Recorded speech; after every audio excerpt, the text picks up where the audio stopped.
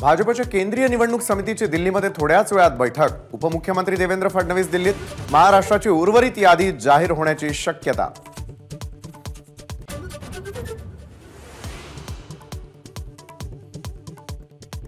एकनाथ शिंदे, अजित पवार रात्री दिल्लीला जाणार। अमित शहा, नड्डा, फडणवीसांच्या उपस्थितीमध्ये महायुतीचं जागा वाटप निश्चित करणार।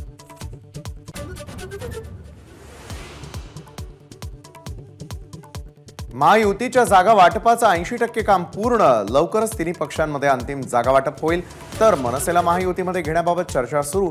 देवेंद्र फडणवीसांची माहिती।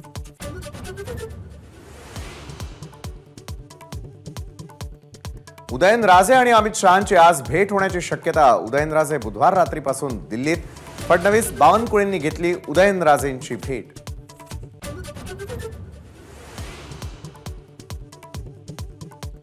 उदयनराजेंना तिकीट दिल्यावर महाविकास आघाडी साताऱ्याची निवडणूक बिनविरोध करणार का?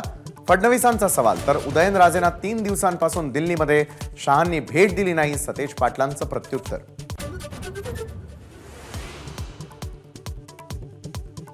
शिवाजीराव आढळराव पाटील 26 मार्च रोजी राष्ट्रवादी काँग्रेसमध्ये प्रवेश करणार।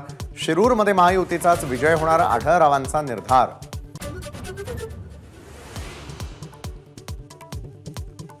उद्धव ठाकरे आणि वंचितची युती आता राहिली नाही। शिवसेनेनं महाविकास आघाडीला प्राधान्य दिलं, प्रकाश आंबेडकरांचं विधान।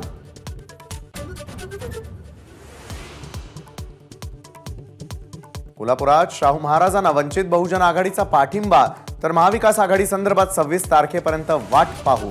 प्रकाश आंबेडकरांकडून महाविकास आघाडीला अल्टिमेटम।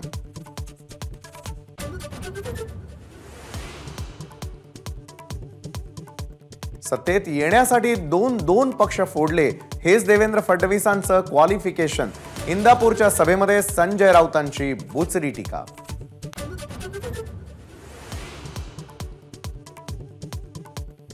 महाराष्ट्रामधून मला तडीपार करण्याचा डाव, मनोज जरांगेंचा फडणवीसांवर आरोप। तर जरांगेंना काही जण फिडिंग करतायत, त्यांनी तडीपार करण्यासारखं काही केलंय का? फडणवीसांचा पलटवार।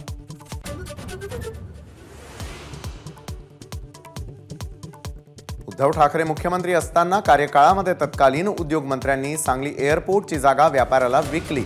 उद्योग मंत्री उदय सामंतांचा गौप्यस्फोट।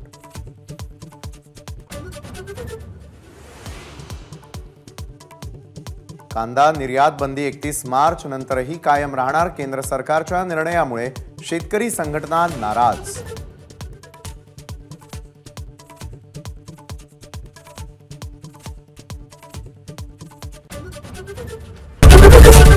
एबीपी माझा, उघडा डोळे बघा नीट।